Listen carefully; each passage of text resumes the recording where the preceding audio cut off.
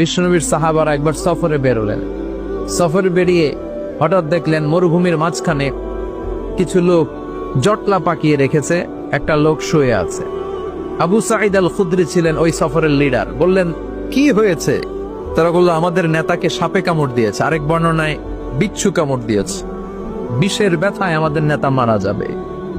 তারা নানা ধরনের বৈদ্যরাজ কবিরাজদেরকে এনে মন্ত্র পড়াচ্ছিল, সবাই মন্ত্র পড়ছিল, ছু মন্তর ছু কালিকুত্তার গু। ছোট বাচ্চারা পড়ে, বুঝানোর জন্য বললাম, তারা হয়তো অন্য কিছু পড়ছিল। তো এই যে এগুলো পড়ে ফু দিলে কি ভালো হয়? কথা কন, আরো রোগ বাড়ে, ঠিক কিনা?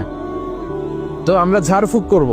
আবু সাইদ খুদরি বলল, এই ছুমন্তর ছু কালিকুত্তার গু, এটাতে কিছু হবে না। আমার কাছে এমন জিনিস আছে, এটা দিয়ে ফু দিলে ভালো করে দেয় কে?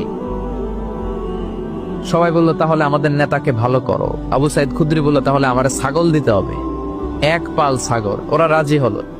সবাইকে সরিয়ে উনি বসলেন। এই জীবনে প্রথম উনি রুকিয়া করেছেন।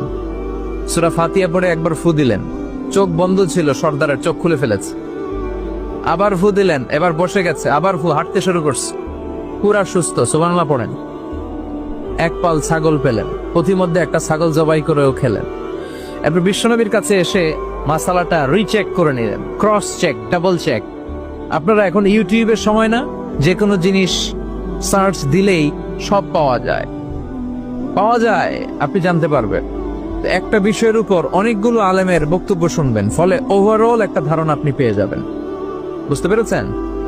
বিতিরের সালাত কয় রাকাত, অনেক মন্তব্য আছে, অনেক মতামত আছে। আপনি 5 জন স্কলারের কথা শোনেন, মোটামুটি একটা আন্দাজ পেয়ে যাবেন যে এটাই হয়তো হকের কাছাকাছি।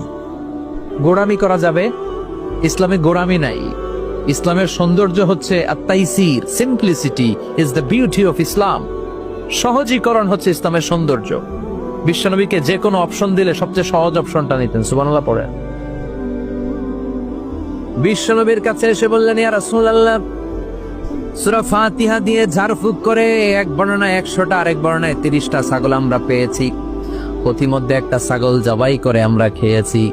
এই যে কোরআন দিয়ে ফু দিয়ে আমরা ছাগল আনলাম, খাইলাম, এই ছাগল নেয়াটা জায়েজ হয়েছে কিনা বলে।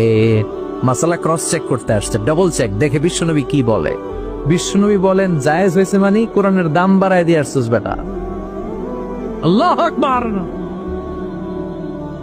কোরআনের দাম তোমরা বাড়িয়ে দিয়ে এসেছো। 30টা বা 100টা ছাগল যাই পাইছো তোমরা, ভাগ বটোয়ার পরে 2-1টা থাকলে আমারও দিও। তো এটাকে বলে সূরাতুশ শিফা। কোরআনের ভেতরে শেফা দিয়েছে কে?